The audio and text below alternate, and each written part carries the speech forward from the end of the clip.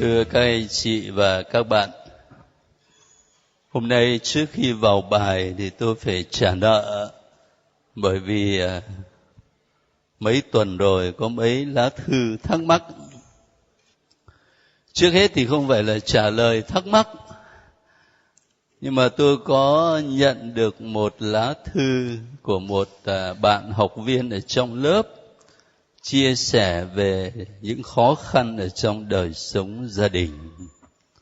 Tôi chỉ muốn báo lại ở đây là tôi đã nhận được và tôi đã đọc rồi. Và nó cũng có một điều tế nhị là trong đời sống gia đình đó thì cũng có tương quan với một linh mục nữa. Có thể là nhiều linh mục. Nó tế nhị là ở chỗ này. Các anh chị biết thì các linh mục có trách nhiệm chăm sóc linh hồn của anh chị em tín hữu. Cho nên linh mục phải có một tấm lòng bác ái mục vụ, đón nhận tất cả mọi người, chia sẻ tâm tình với mọi người và hướng dẫn trong khả năng Chúa ban cho mình. Thế thì tương quan giữa vị linh mục đó với một người phụ nữ có gia đình hay là chưa có gia đình, nó cũng vẫn là cái tương quan linh mục với giáo dân.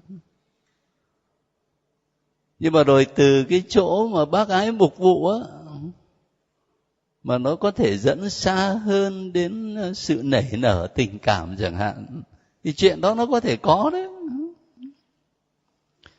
Và vì thế làm sao mà giữ được cái ranh giới, tôn trọng ranh giới. Và đây cũng là lý do mà nhiều linh mục bị mang tiếng là khó tính. Bản thân tôi cũng đã từng nghe có lời phê phán là ông ấy giảng bài thì vui thế, chứ còn đến gặp ông ấy thì khó như quỷ. Vậy cái ranh giới đấy nhiều khi nó mong manh lắm, cho nên là chúng ta phải giữ thôi.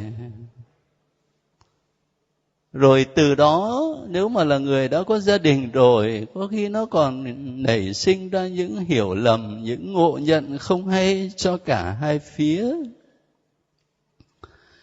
Kể chuyện đây cho vui thôi. Chuyện 20 năm về trước, có một phụ nữ lớn tuổi rồi, bà tặng cho tôi áo lễ. Rồi đến Chủ nhật sau đó,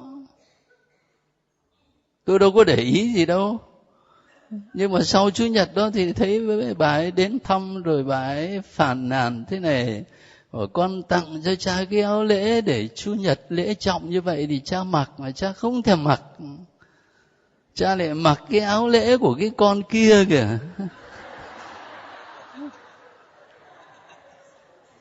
Rồi lúc cha ra dâng lễ, cha nhìn nó, cha cười vui vẻ. Tôi nghe mà tôi cũng tức cười quá sức. Rồi sau đó tôi có nói với bà ấy thế này: bà có biết cái áo lễ mà tôi mặc hôm Chủ nhật vừa rồi đó là ai tặng tôi không? Áo lễ đó là bố mẹ tôi cho tôi trong ngày chịu chức linh mục. Tôi giữ cho tới bây giờ, và mỗi một lần lễ trọng tôi mặc cái áo lễ đó với tất cả sự quý mến. Chứ có cái con nào nó cho đâu.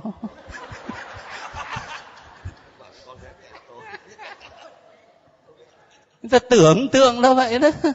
Ngộ nhận, hiểu lầm dễ sinh ra. Tôi kể cho vui thôi, nhưng mà để thấy đấy, nhiều khi chúng ta tôn trọng, giữ cái ranh giới đó, tránh đi những điều không nên. Tôi đã đọc cái tâm sự của người bạn này và xin hiệp ý cầu nguyện. Một cái thắc mắc nữa là một lời cầu nguyện, đúng hơn là một lời cổ võ việc lần chuối mân côi, nhưng mà đại khái viết thế này: Vì Đức Maria là đấng đầy ân sủng, cho nên mỗi kinh kính mừng mà ta đọc sẽ mở tâm hồn ta đón các ơn cao trọng, làm cho tâm trí ta phong phú lên nhờ các nhân đức của Ngài, và sẽ đưa ta tới chỗ kết hợp sâu xa hơn với trái tim Chúa Giêsu. Hai trái tim của Chúa Giêsu và Đức Maria kết hợp với nhau chặt chẽ đến nỗi cứ mỗi lần đọc kinh kính mừng thì ta lại hít vào chính thần khí của Đức Giêsu, tựa như hơi thở thiêng liêng làm cho linh hồn ta được sống. Nghe rất hay hả? Nếu bạn muốn đọc cả 15 mầu nhiệm mân côi trong một giờ chầu, có lẽ bạn chỉ đủ giờ để đọc các lời nguyện với bí tích thánh thể. Bạn có thể sử dụng lại tập sách này để giúp mình cầu nguyện. Rồi sau đó có một câu mà người gửi cho tôi thắc mắc. Theo giáo luật mới, Hội Thánh ban một ơn toàn xá cho những ai lần chuỗi mân côi trước bí tích thánh thể. Qua đó minh chứng cho thấy việc đọc kinh này rất được Chúa yêu quý. Thế thì chắc là gửi cho tôi để có ý hỏi cái câu này đấy. Theo giáo luật mới mà Hội Thánh ban một ơn toàn xá cho những ai lần chuỗi mân côi trước bí tích thánh thể. Giáo luật mới là giáo luật nào? Mà nó ở cái điều nào? Không thấy trích dẫn. Không thấy trích dẫn là điều nào ở trong bộ giáo luật cả. Thế cho nên chúng ta phải đặt chấm hỏi thôi. Thành thử ra đó, nếu có một việc đạo đức mà các anh chị và tôi muốn cổ võ cho việc đạo đức đó, ví dụ lần chuỗi mân côi, tôn sùng trái tim mẹ, rất tốt thôi. Nhưng nếu để cổ võ trong công việc đó mà mình lại đưa những lý do nó không có nền tảng vững chắc chẳng hạn, mình nói giáo luật mà mình không có nói điều khoản nào cả, ở chỗ nào Hội Thánh bảo là ban ơn toàn xá, thì cái lập luận của mình nó không vững nữa. Cho nên đấy là điều mà chúng ta nên để ý. Tiếp theo đó là hai thắc mắc này. Buổi học trước cha có dạy chúng con biết là phá thai là hủy diệt sự sống, là giết người phạm tội trọng. Nay xin cha giải thích cho chúng con, nếu hai vợ chồng chung sống mà chưa có con, họ đến bệnh viện để nhờ thụ tinh nhân tạo, có nghĩa là lấy tinh trùng của người chồng cấy vào, không để sự tự nhiên. Như vậy thì có được phép làm không và có tội không? Cái câu này nó sẽ liên quan đến một phần ở trong bài giáo lý hôm nay, cho nên lát nữa rồi tôi sẽ giải thích luôn. Câu thứ hai, theo như con được biết thì được phép rước bình Thánh Chúa 2 lần một ngày. Nhưng trong trường hợp con dự 2 thánh lễ liên tục, lễ 8 giờ và lễ 9 giờ, thì lễ sau là lễ 9 giờ, con có được rước mình Thánh Chúa không? Có bất kính không? Có nên không? Vì thời gian cách khoảng quá gần. Thế đấy là mình tính với Chúa theo kiểu thế gian, mình vẫn tính. Cái quan trọng là tâm hồn của chúng ta. Quan trọng là tấm lòng của mình với Chúa. Cho nên các anh chị vẫn có thể rước lễ bình thường, với tất cả lòng sốt sắng, với tất cả đức tin của mình. Chứ không phải là tính khoảng cách thời gian. Rồi thêm thắc mắc nữa, khá là tế nhị. Tuần trước Đức Cha cho hiểu biết phần nào về Đức Mẹ Mễ Du. Trong tuần này con xin có một thắc mắc cũng về Đức Mẹ, nhưng là Đức Mẹ ở Việt Nam. Tức là mình đi du lịch từ Mễ Du về Việt Nam. Hiện nay Đức Mẹ Tà Pao thuộc tỉnh Bình Thuận, giáo phận Phan Thiết, đã được rất nhiều người ngoài Công giáo cũng như nhiều người Công giáo trên mọi miền đất nước Việt Nam thường đến cầu nguyện, xin ơn và tạ ơn. Hàng tháng vào ngày 13 thì có Đức Giám mục giáo phận đến cử hành thánh lễ và số người đến tham dự rất đông. Đây được coi là điểm hành hương rất khang trang và đẹp, được nhiều người biết đến. Xin cha cho biết, thứ nhất, Giáo hội Việt Nam đã có văn bản nào công nhận Đức Mẹ hiện ra tại Tà Pao là một sự kiện có thật và là sự mặc khải của Thiên Chúa chưa? Và thứ hai, Giáo hội Công giáo Tòa Thánh Roma có biết sự kiện này hay chưa và có chấp thuận hay không? Đâu có nhất thiết là Tòa Thánh phải có văn bản gì. Ví dụ các anh chị và các bạn, tôi biết rất nhiều người và bản thân tôi cũng đã đến rồi. Chúng ta đến Tắc Sậy để viếng rồi cầu nguyện nơi mộ phần của cha Trương Bửu Diệp chẳng hạn. Có văn bản nào đâu. Nhưng mà rất nhiều anh chị em cảm nhận là mình đến đó và mình được ơn. Người Công giáo và người ngoài Công giáo còn nhiều hơn nữa. Cho nên có lần cái anh thợ hớt tóc cho tôi, anh còn kể cho tôi nghe đó, là anh hớt tóc cho một người ngoài Công giáo, mà cái ông đó là ông chuyên môn tổ chức cho người ngoài Công giáo đi viếng cha Trương Bửu Diệp. Rồi ông mới biết cái anh hớt tóc này là người Công giáo, thì ông mới bảo là thế chú có đi chưa? Rồi sau đó đó ông mới cắt nghĩa thêm. Ông bảo chú mà muốn được ơn thì chú phải nói là thưa cha, con là kẻ ngoại đạo. Nhưng mà chú mà nói là chú có đạo là không có ăn thua gì đâu. Thế thì chúng ta cảm nhận là mình đến đó mình được ơn Chúa qua lời chuyển cầu của cha Francisco Trương Bửu Diệp. Mãi cho đến gần đây đó thì chúng ta mới bắt đầu thôi. Bắt đầu để có thể nghĩ đến việc là xin Tòa Thánh tiến hành cái hồ sơ để phong thánh cho Ngài. Mà trước khi phong thánh thì là phải phong chân phước. Và trước khi phong chân phước thì phải được gọi là tôi tớ Chúa đã chứ. Như là Đức Hồng Y Francisco Nguyễn Văn Thuận của mình á. Thế thì tương tự như vậy, lòng đạo đức dẫn anh chị em và cả tôi nữa mình đi hành hương Đức Mẹ Tà Pao. Bởi vì rất nhiều người và cả chúng ta cảm nhận là mình đến đó thì đời sống đức tin của mình được lớn lên và mình đón nhận được những ơn lành mà Chúa ban cho mình qua lời chuyển cầu của Đức Mẹ. Còn cái chuyện mễ du mà hôm nọ tôi nói á, là bởi vì nó không chỉ ngưng ở đó mà nó trở thành một phong trào rộng lớn khắp thế giới và rất nhiều hoạt động khiến cho người ta có cảm giác như là giáo hội đã chính thức nhìn nhận. Và vì thế mà Bộ Giáo lý Đức Tin có tiếng nói để cảnh giác mình. Không biết tôi trả lời như vậy thì các anh chị, các bạn có cảm thấy thoải mái chưa? Thế cho nên là mình cứ đi Tà Pao thôi, vui vẻ thôi. Cầu nguyện với Đức Mẹ, lòng đạo dẫn dắt chúng ta những việc mà Đức Giáo Hoàng hiện nay gọi là lòng đạo đức bình dân.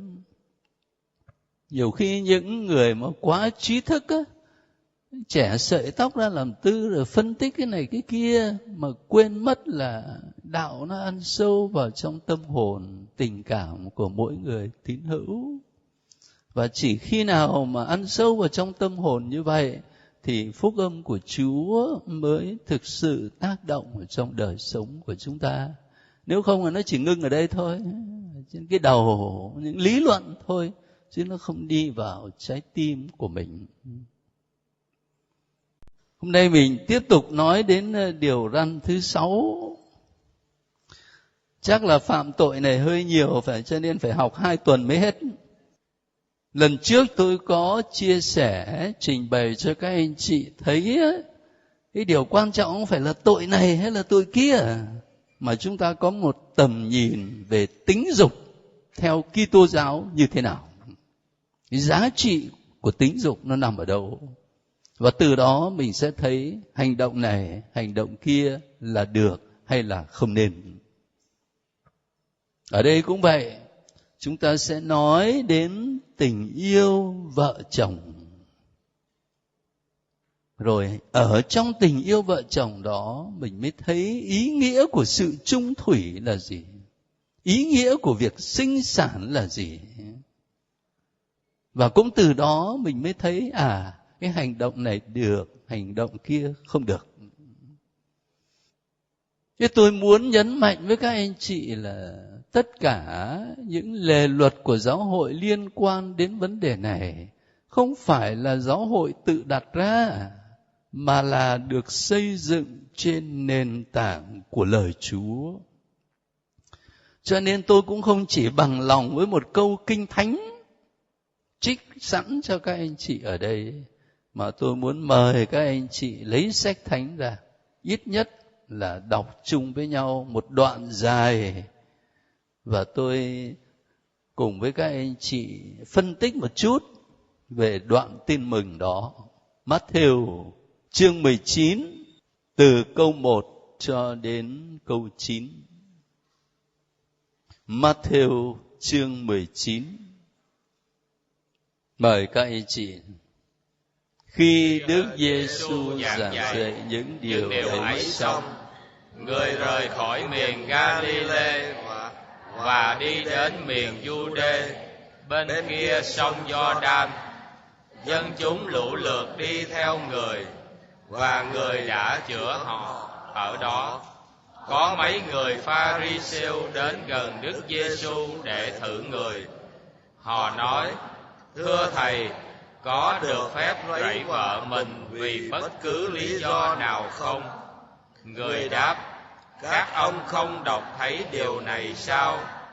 Thuở ban đầu, Đấng tạo hóa đã làm ra con người có nam có nữ, và người đã phán: Vì thế, người ta sẽ lìa cha mẹ và gắn bó với vợ mình, và cả hai sẽ thành một xương một thịt. Như vậy, họ không còn là hai, nhưng chỉ là một xương một thịt. Vậy sự gì Thiên Chúa đã phối hợp, loài người không được phân ly.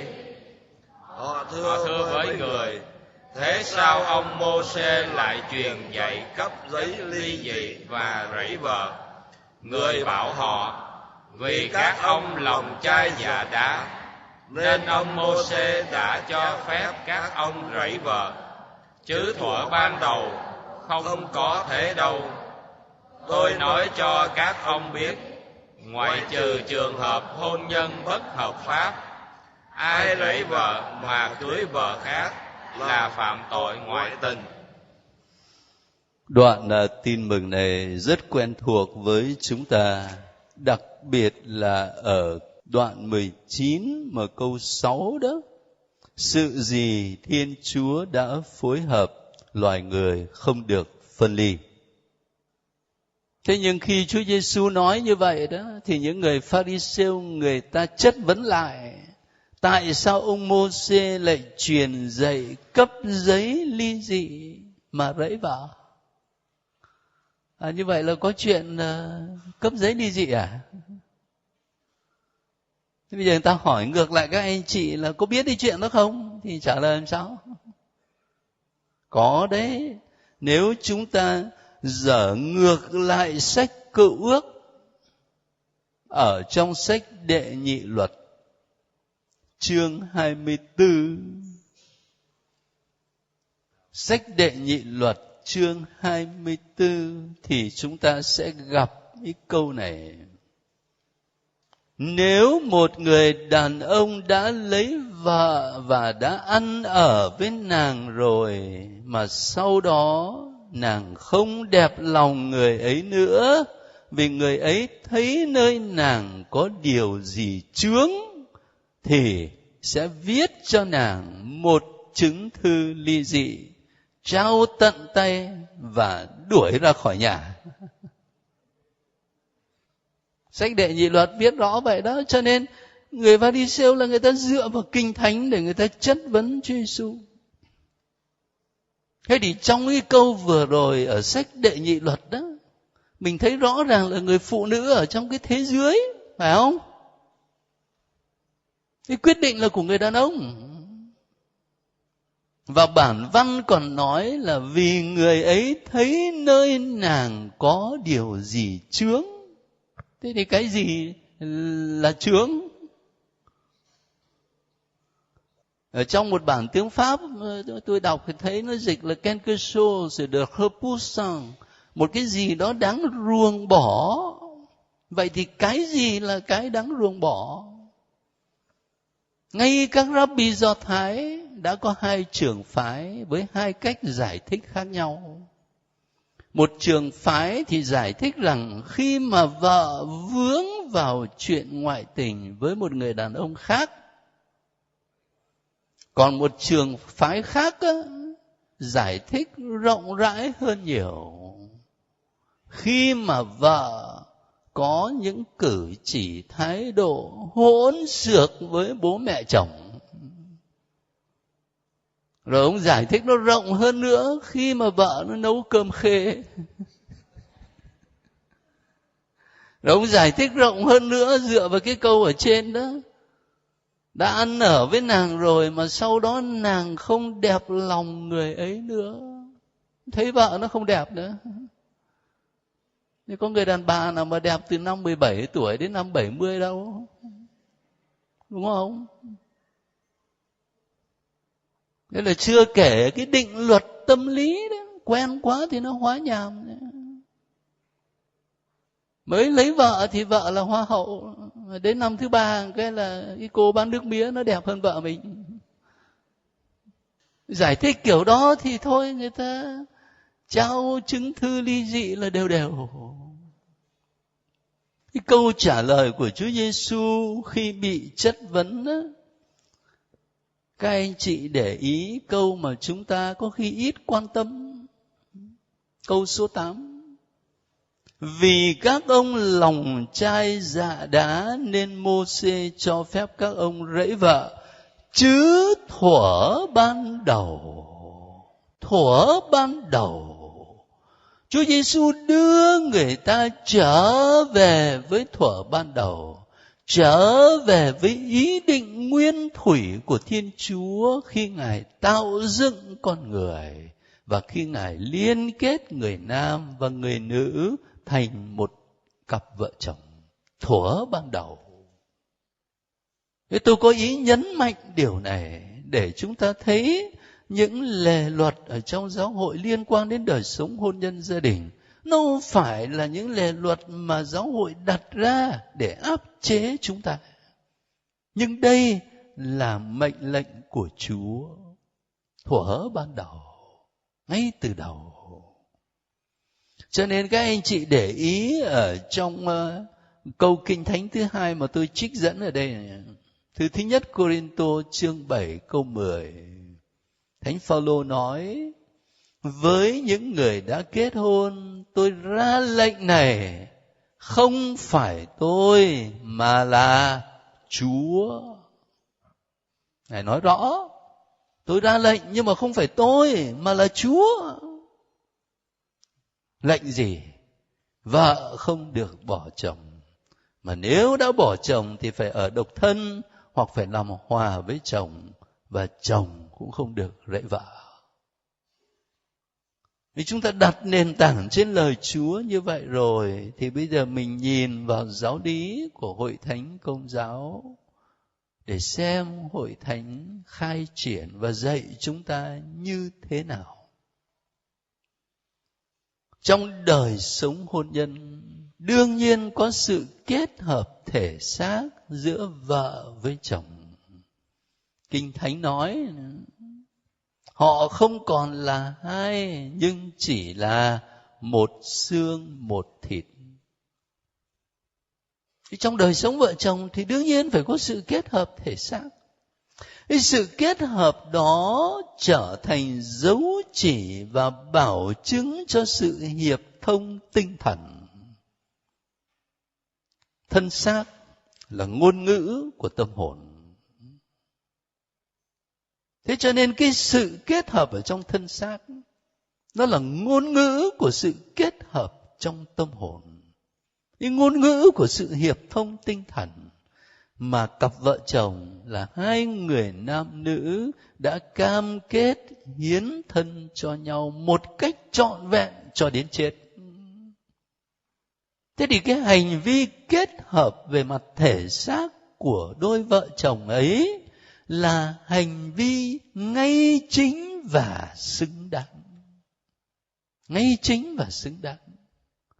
Sở dĩ phải nói như thế này là bởi vì có một giai đoạn nào đó mà chúng ta có cái nhìn hơi bi quan về tính dục. Đến độ mà vợ chồng ăn ở với nhau, hôm sau đi lễ thì không dám lên rước lễ, vì sợ phạm sự thánh. Trong đời sống vợ chồng thì sự kết hợp đó hoàn toàn ngay chính và xứng đáng. Và sự kết hợp ấy nó hướng đến hai mục đích. Mình không thể chỉ nói một, hai mục đích. Người ta gọi là mục đích kép. Thứ nhất là giữ gìn, là diễn tả, là gia tăng tình yêu giữa vợ chồng với nhau. Và đồng thời gắn liền vào đó, thứ hai là sinh sản con cái. Chúng ta tách hai cái đó ra là không có được đâu. Nếu bảo rằng mục đích hôn nhân chỉ là để sinh con, theo ngôn ngữ của nhiều nhà văn Việt Nam ngày xưa gọi là biến người phụ nữ thành cái máy đẻ, như vậy là không đủ. Thế rồi bây giờ thì người ta ngược lại, nhất định là không sinh con, nhưng mà chỉ là gọi là tình yêu thôi. Mà nhiều khi cái gọi là tình yêu chỉ là thỏa mãn tình dục. Còn cái nhìn của Kitô giáo dựa trên lời Chúa đó là hôn nhân hướng đến một mục đích kép, gia tăng tình yêu vợ chồng và đồng thời sinh sản con cái. Khi đặt nền tảng như vậy thì mình mới thấy tại sao mà phải chung thủy với nhau. Là bởi vì một giao ước hôn nhân như thế đòi hỏi đôi vợ chồng phải sống một tình yêu duy nhất và bất khả phân ly. Duy nhất, một người thôi, và bất khả phân ly. Và gắn liền với cái đòi hỏi tình yêu duy nhất và bất khả phân ly ấy chính là lòng trung thủy, sự trung tín.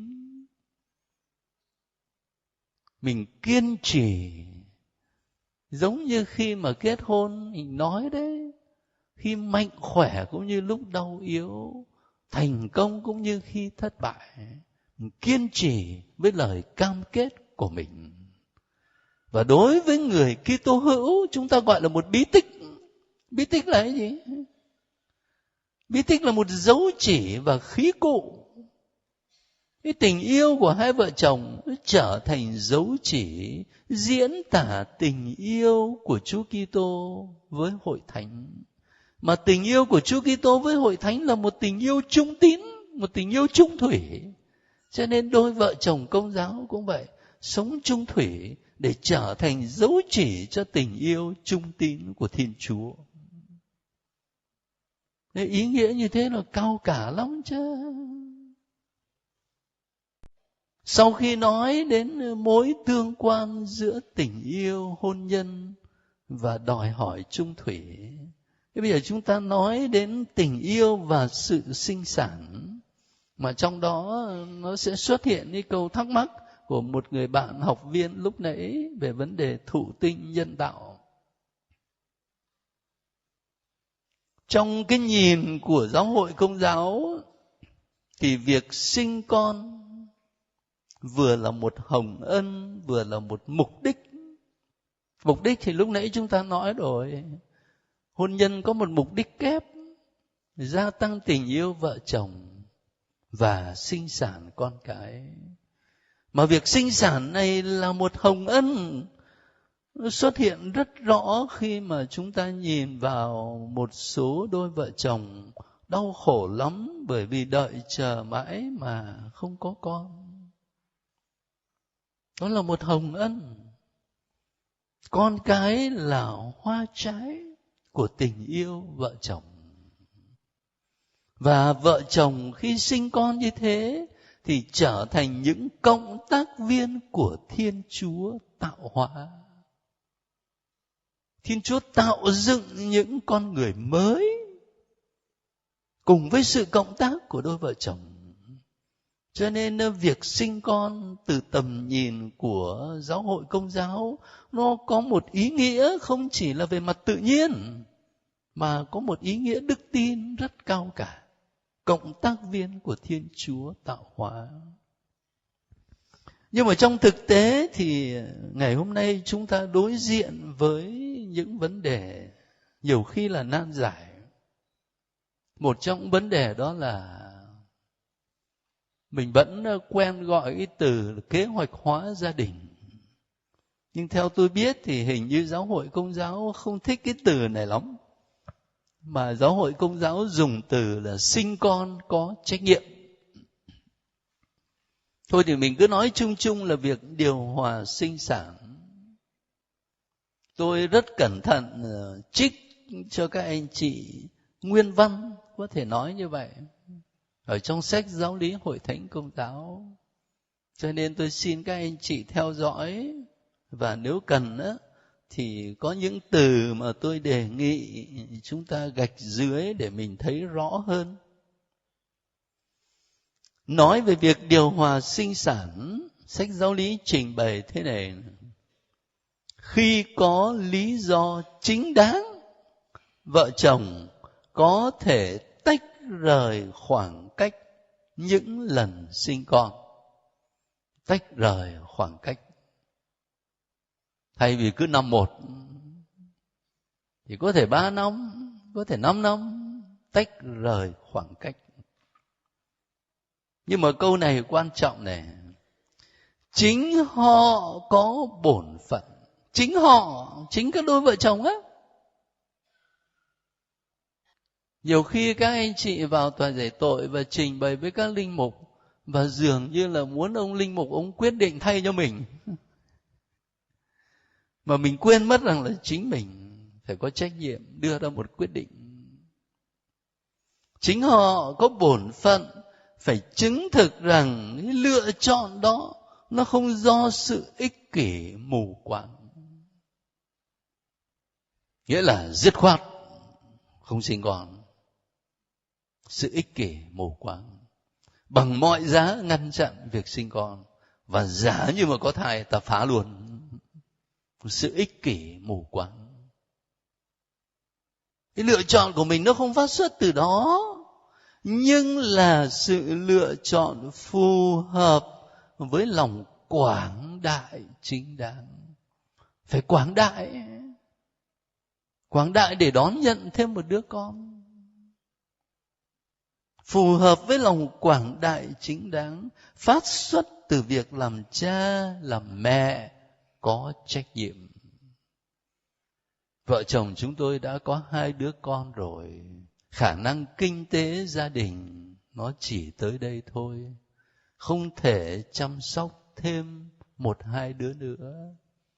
Mình đưa ra quyết định với tất cả trách nhiệm của bậc làm cha, làm mẹ. Và khi đưa ra quyết định như vậy, nó có cái vấn đề khác khó nữa, đó là cái phương pháp mình áp dụng.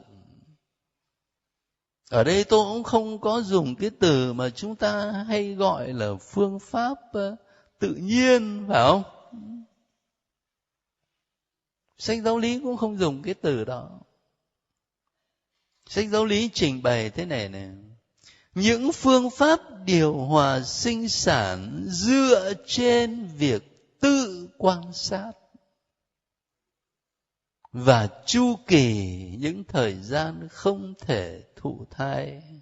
Đó là những phương pháp phù hợp với tiêu chuẩn khách quan về mặt luân lý. Ở đây không phải là chỗ để chúng ta trình bày chi tiết những vấn đề này, nó có những chương trình chuyên đề mà người ta trình bày chi tiết hơn về vấn đề này. Ở đây chúng ta nói cái nguyên tắc hướng dẫn. Cho nên những cái phương pháp nào nó dựa trên việc tự quan sát và chu kỳ cái thời gian không thể thụ thai, thì cái phương pháp đó nó phù hợp với tiêu chuẩn khách quan về mặt luân lý. Thế còn có những phương pháp mà tự bản chất nó là xấu. Đó là gì? Đó là những hành vi trước này, trong này, hoặc là sau khi kết hợp thân xác. Những hành vi đó nhằm mục đích hay là tạo phương thế ngăn cản sự sinh sản. Thành thử ra ở đây thì các anh chị thấy vai trò của chính đôi vợ chồng là quan trọng lắm. Chính mình đối diện với thực tế đời sống gia đình, đối diện với Chúa, với lương tâm, mình đưa ra một quyết định. Giờ liên quan đến thắc mắc mà một người trong lớp chúng ta đã nêu lên đó. Thắc mắc lúc nãy thì viết nguyên văn như thế này này. Hai vợ chồng chung sống mà chưa có con, họ đến bệnh viện để nhờ thụ tinh nhân tạo, lấy tinh trùng người chồng cấy vào, chứ không để sự tự nhiên. Thế thì người ta phân biệt hai điều. Chúng ta chỉ gọi chung là thụ tinh nhân tạo đó, nhưng mà người ta phân biệt hai điều. Thụ tinh nhân tạo mà khác nguồn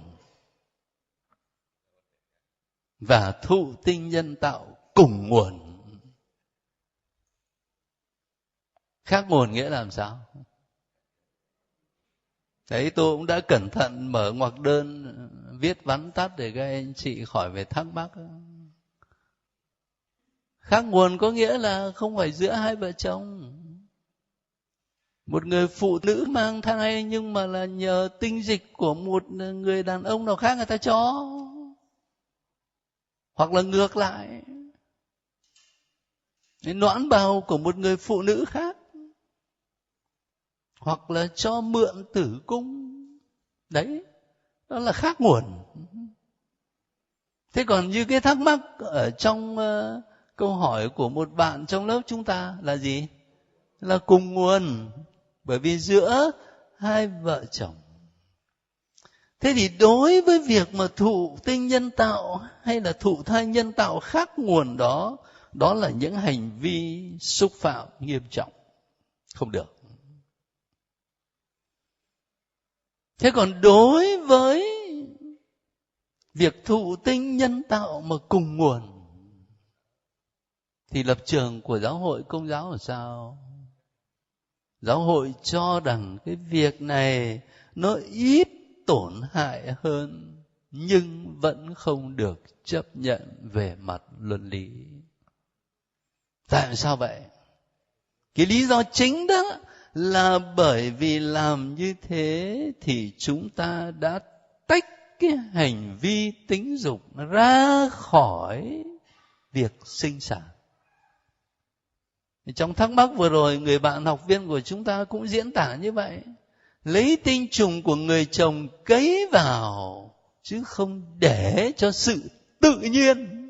Đấy. Cho nên là mình tách rời cái hành vi tính dục ra khỏi cái việc sinh sản. Thế thì cái việc sinh sản ấy nó sẽ lệ thuộc vào những phương tiện kỹ thuật. Và như thế, cái đứa con sinh ra nó là sản phẩm của kỹ thuật. Và nó không xứng với phẩm giá con người như Chúa mong muốn. Đấy, lập trường của giáo hội Công giáo là ở chỗ đó. Và tôi biết rằng là cái câu trả lời này có thể làm cho một số anh chị cũng đau lòng lắm. Cũng đau lòng. Nếu không trực tiếp đến mình thì cũng có thể liên quan đến những người mình quen biết chẳng hạn. Thế nhưng ở đây chúng ta muốn tìm hiểu xem giáo lý Hội Thánh Công giáo hướng dẫn như thế nào. Thì đấy, tôi cẩn thận tôi trích nguyên văn giáo huấn đó để các anh chị có cơ sở mà suy nghĩ thêm. Thế khi mà mình đã nhìn vào tình yêu hôn nhân, tình yêu vợ chồng như thế, thì trên nền tảng đó lập tức chúng ta thấy ngay thôi đâu là những lỗi phạm đối với đời sống vợ chồng. Rất là rõ ràng, ngoại tình. Chúa Giêsu nói nặng lắm. Chúa Giêsu còn bảo là luật dạy rằng ai rẫy vợ thì phải cho vợ chứng thư ly dị. Còn thầy bảo cho anh em biết, ngoại trừ trường hợp hôn nhân bất hợp pháp, ai rẫy vợ là đẩy vợ đến chỗ ngoại tình. Mà ai cưới người đàn bà bị rẫy thì cũng phạm tội ngoại tình. Và khi nói đến tội ngoại tình, Chúa nói rất mạnh thế này: luật dạy rằng chớ ngoại tình. Còn thầy bảo cho anh em biết, ai nhìn người phụ nữ mà thèm muốn thì trong lòng đã ngoại tình với người ta rồi. Thế có lần tôi nói với các anh chị, bảo Chúa thiên vị phụ nữ quá, cứ kết tội các ông không à. Mà mình phải hiểu cả hai phía. Tức là tội lỗi luôn luôn nó bắt nguồn từ trong tâm hồn, từ trong lòng người. Thế đối với đời sống vợ chồng, cái tội rõ nhất là ngoại tình, không chung thủy. Khi hai người đã có cam kết rồi, thì việc ngoại tình là một sự bất công đối với người bạn đời của mình. Thế rồi nhiều khi đó, người vợ biết như thế thì lại trả thù bằng cách là ông ăn chả thì bà ăn em. Mà hậu quả thì gia đình tan nát thôi. Thế cho nên nó hàm ở trong cái tội ngoại tình, không những là sự không chung thủy, mà còn là sự bất công với người bạn đời, và làm tổn thương đến hạnh phúc của gia đình. Và khi nói gia đình ở đây thì không chỉ là hai vợ chồng mà thôi, mà quan trọng nữa là con cái của mình. Có một điều tra về tâm lý và xã hội học, người ta cho thấy một phần lớn những trẻ em mà thanh thiếu niên phạm pháp á, một phần lớn là phát xuất từ những gia đình mà cha mẹ có vấn đề. Để thấy được cái tác động ở trên con cái nó lớn như thế nào. Và nhiều khi cái sự tổn thương tâm lý trên một đứa trẻ, nó không chỉ ở giai đoạn đó đâu, mà nó kéo dài suốt cả cuộc đời. Kế đó là ly dị. Giáo luật của Hội Thánh Công giáo viết rất rõ, giữa những người đã chịu phép rửa thì hôn nhân thành sự và hoàn hợp. Thế nào là thành sự và hoàn hợp? Hai bạn trẻ quyết định lấy nhau mà đến nhà thờ làm lễ cưới đàng hoàng thì đã thành sự chưa? Thành sự rồi. Nhưng mà họ chưa ăn ở với nhau thì đã gọi là hoàn hợp chưa? Chưa. Cho nên thành sự và hoàn hợp, hai điều. Mà khi hai người hôn nhân của họ đã thành sự và hoàn hợp thì làm sao? Thì không thể được tháo gỡ do bất cứ quyền bính nhân loại nào và vì bất cứ lý do gì. Trừ lý do là cái chết. Thế thì tôi biết là nhiều anh chị đây sẽ thắc mắc với tôi, sao mà giáo hội khó thế? Sao mà có nghe nói trường hợp mấy cái ông linh mục nào đó rồi ông ấy lỡ rồi giáo hội chấp thuận cho ông ấy bỏ áo ròng rồi ông về ông kết hôn thôi. Sao cho phép như vậy mà vợ chồng người ta ly dị thì lại không cho phép? Đấy, anh chị em quý trọng đời sống độc thân của linh mục, điều đó rất tốt. Nhưng anh chị em đừng có quên thế này, cái luật độc thân linh mục là luật của Chúa hay là luật của giáo hội? Luật của giáo hội. Như 12 thánh tông đồ nhà mình đó, những linh mục đầu tiên ấy, thì có gia đình không? Những linh mục của chính thống giáo đó, hiện nay này, Kitô hữu đó, có gia đình không? Cho nên luật độc thân của linh mục là luật của giáo hội. Và vì thế giáo hội có thể cho phép. Nhưng mà luật hôn nhân một vợ một chồng bất khả phân ly, lúc nãy chúng ta đọc tin mừng Mát-thêu đó, Chúa Giêsu nói làm sao? Từ thuở ban đầu, luật của Chúa.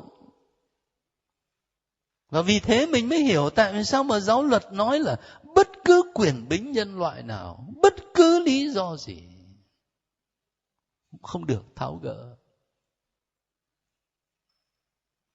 Thế các anh chị có thể thắc mắc với tôi bảo, thế tại sao mà thỉnh thoảng nghe chuyện ở bên Mỹ có đôi này nó được gỡ kìa, bên Úc kìa, có đôi kia nó được gỡ, Việt Nam mình chả thấy ai được gỡ. Chúng ta đừng nghĩ là giáo hội ở bên Mỹ hay là bên Úc người ta cho phép đôi này đôi kia ly dị. Không có. Mà người ta chỉ tuyên bố là hôn nhân ấy không thành sự. Bởi vì chưa đủ ý thức trưởng thành khi kết hôn chẳng hạn. Bởi vì giấu giếm người bạn đời của mình một điều gì đó chẳng hạn. Chứ không phải là người ta cho phép ly dị. Không ai cho phép ly dị cả. Tuyên bố tiêu hôn thôi. Ngoài chuyện ngoại tình để ly dị thì đương nhiên rồi, đã thế. Từ quan điểm của giáo hội Công giáo, tình yêu vợ chồng là tình yêu duy nhất và độc hữu. Một vợ một chồng bất khả phân ly. Một tình yêu duy nhất, độc hữu. Thế thì tình yêu đó làm sao mà chấp nhận đa thê được?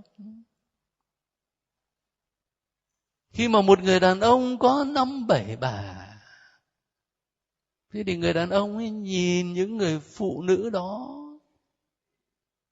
đâu có bình đẳng nữa. Mà coi những người phụ nữ đó như phương tiện cho mình thế. Tôi có đọc một cuốn sách viết về các thánh tử đạo Việt Nam của một tác giả người Pháp, đặt mình ở trong cái bối cảnh thời các vua chúa của Việt Nam. Mà thời đó đó là cái chuyện một ông vua có cả mấy trăm thê thiếp là bình thường. Thì trong một bối cảnh như vậy làm sao mà người ta có thể hiểu được giáo huấn của tin mừng Chúa Giêsu, của giáo hội Công giáo, một vợ một chồng bất khả phân ly? Không hiểu được.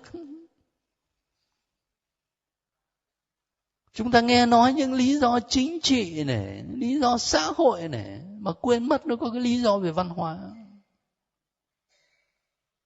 Giờ các ông vua đấy mà các ông theo đạo Công giáo thì các ông phải ăn chay à?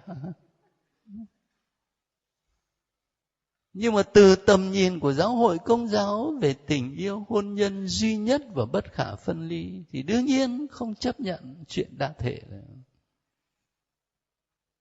Rồi vấn đề loạn luân.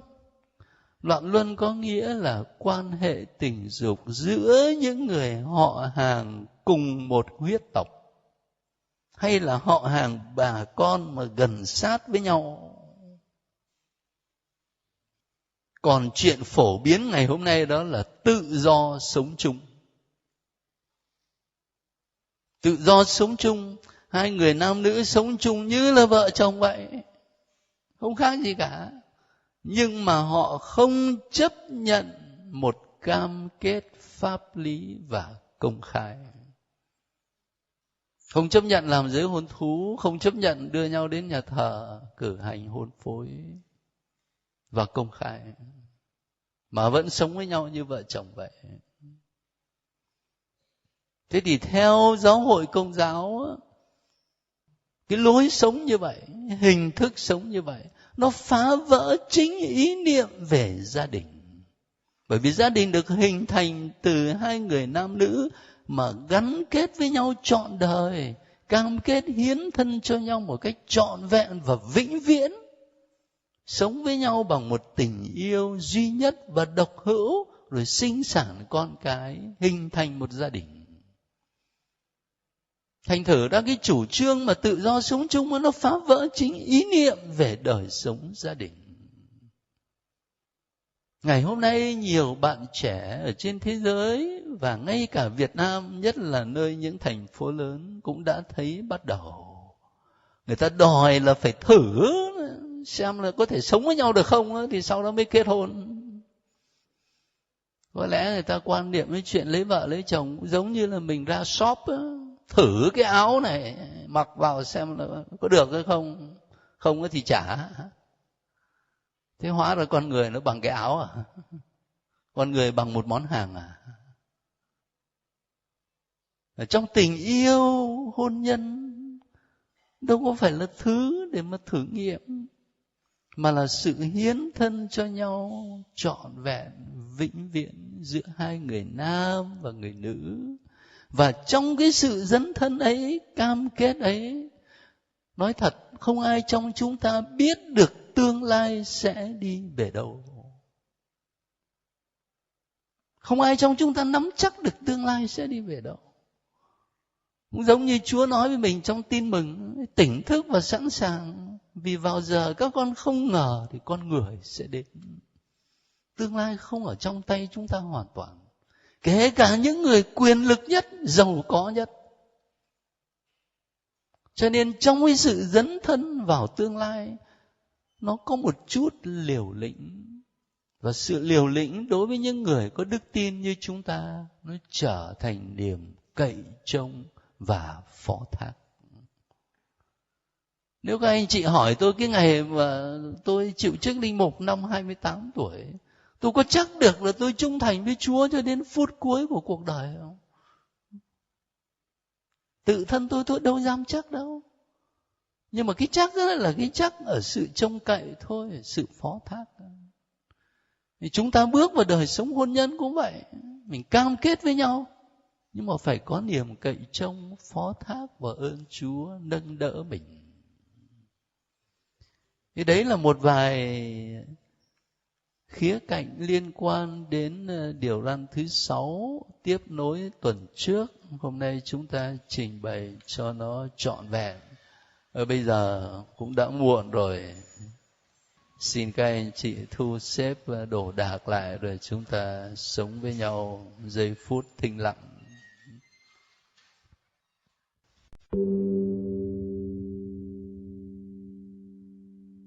Thưa các anh chị, chúng ta cùng nhìn lên bảng và đọc với nhau một cách chậm rãi lời nhắn nhủ của Thánh Phaolô tông đồ trong thư gửi tín hữu Cô-lô-xê mà thỉnh thoảng chúng ta vẫn nghe khi tham dự các thánh lễ hôn phối. Hãy chịu đựng và tha thứ cho nhau. Nếu trong anh em người này có điều gì phải trách móc người kia, Chúa đã tha thứ cho anh em, thì anh em cũng vậy. Anh em phải tha thứ cho nhau.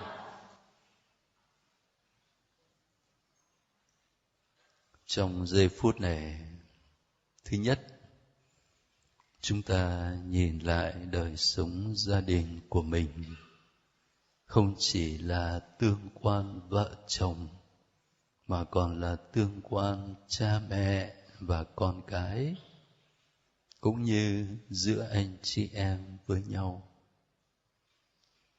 Vậy trong tương quan đó, có điều gì mà bản thân chúng ta đang phải trách móc người khác không? Và chúng ta có sẵn lòng tha thứ cho người ta không? Thứ hai, mỗi chúng ta có thể nhớ đến một đôi vợ chồng nào đó đang gặp khó khăn trong đời sống hôn nhân, gia đình, và âm thầm xin Chúa chữa lành cho họ. Thánh Lễ TV trân trọng cảm ơn quý vị đã quan tâm theo dõi và đăng ký kênh. Kính chúc quý vị luôn được mạnh khỏe, bình an trong Chúa và Mẹ. Xin chào và hẹn gặp lại quý vị trong các video tiếp theo.